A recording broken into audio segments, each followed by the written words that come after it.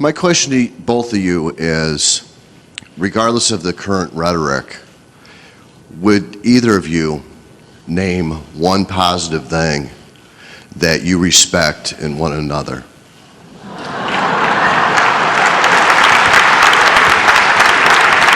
Mr. Trump, would you like to go first?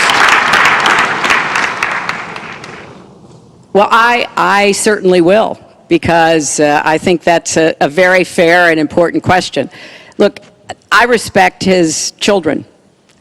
His children are incredibly able and devoted, and I think that says a lot about Donald.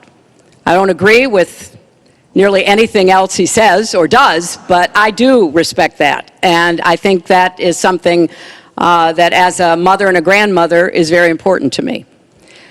So I believe that this election has become, in part, so conflict-oriented, so intense, because there's a lot at stake.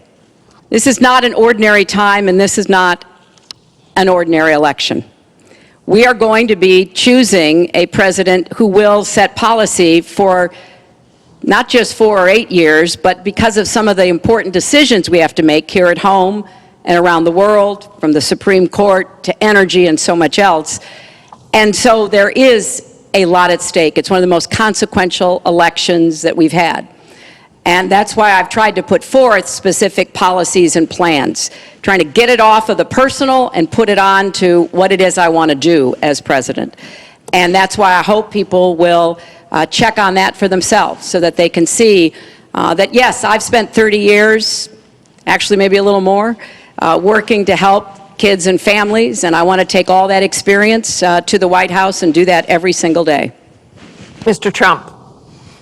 Well, I consider her statement about my children to be a very nice compliment. I don't know if it was meant to be a compliment, but it is a great. I'm very proud of my children, and they've done a wonderful job, and they've been wonderful, wonderful kids. So I consider that a compliment. I will say this about Hillary. She doesn't quit. She doesn't give up. I respect that. I tell it like it is. She's a fighter. I disagree with much of what she's fighting for.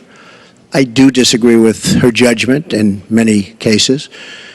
But she does fight hard, and she doesn't quit, and she doesn't give up, and I consider that to be a very good trait. Thanks to both of you.